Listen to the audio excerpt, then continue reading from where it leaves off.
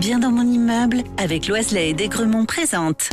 Sud Radio, les incontournables de la copropriété, Thomas Binet. Et nous sommes avec notre consultant Philippe Loiselet, patron de Loiselet et Desgremont, qui nous informe tous les vendredis soirs sur tous les sujets liés à la copropriété.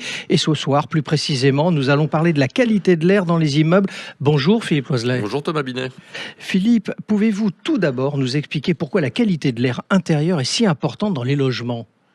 Avant cela, je souhaite rappeler que l'objet de nos propos est d'évoquer la situation des immeubles. Il est donc essentiel de comprendre que si dans une maison, on peut choisir son système de ventilation, dans un immeuble, on doit faire avec ce que l'on a et qu'il n'est pas question ici d'évoquer un changement complet des systèmes de ventilation. Cette précision étant faite, il faut souligner que la question de la qualité de l'air intérieur est très importante. Car nous passons en moyenne 90% de notre temps à l'intérieur et qu'un air sain est essentiel pour notre santé. Les médecins soulignent qu'une mauvaise qualité de l'air peut entraîner des problèmes respiratoires, des allergies, des maux de tête et même affecter notre concentration et notre bien-être général. De plus, avec l'urbanisation croissante et la pollution extérieure, il devient encore plus important de garantir que l'air que nous respirons à l'intérieur est pur et sain. Alors vous mentionnez quand même, Philippe, que la ventilation est un élément clé. Pouvez-vous nous expliquer le rôle des systèmes de ventilation dans l'amélioration de la qualité de l'air intérieur ? Bien sûr, les systèmes de ventilation sont essentiels pour renouveler l'air intérieur, éliminer les polluants, l'humidité et les odeurs et introduire de l'air frais de l'extérieur. Une ventilation efficace permet de maintenir un équilibre entre l'apport d'air frais et l'évacuation de l'air vicié. Cela aide non seulement à purifier l'air, mais aussi à réguler la température et l'humidité, ce qui contribue à un environnement intérieur confortable et sain. Alors, quels sont les différents types de systèmes de ventilation que l'on trouve le plus souvent dans les immeubles aujourd'hui ? Il existe 3 grands types de systèmes de ventilation. Tout d'abord, la ventilation mécanique contrôlée, la célèbre VMC, à simple flux. C'est le système le plus courant dans les logements anciens. Il extrait l'air vicié des pièces humides, comme la cuisine et la salle de bain, et introduit de l'air neuf par les entrées d'air situées généralement dans les pièces de vie.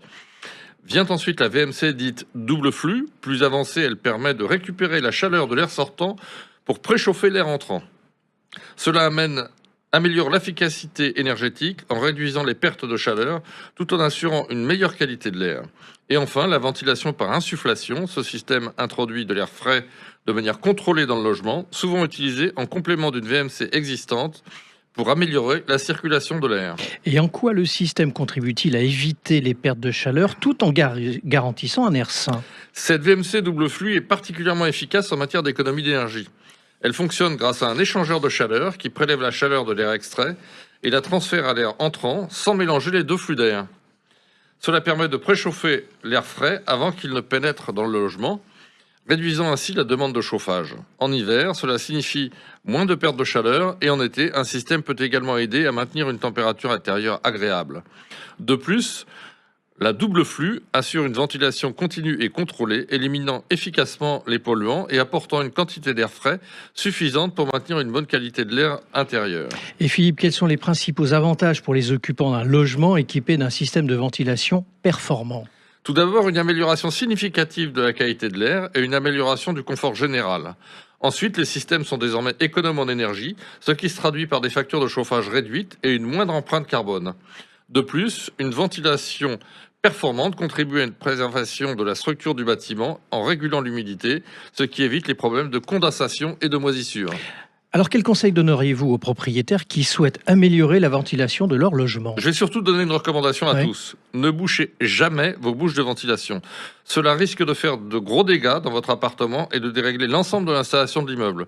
Et si vous constatez un défaut, signalez-le rapidement pour traiter et éviter de gros problèmes. Merci Philippe. Et on vous retrouve vendredi prochain pour un autre numéro d'Oser Investir, les incontournables de la copropriété. Et pour ce qui me concerne, je vous donne rendez-vous dimanche matin dès 9h30. Sud Radio, les incontournables de la copropriété, Thomas Binet. Avec Loiselet et Desgremont, bien dans mon immeuble.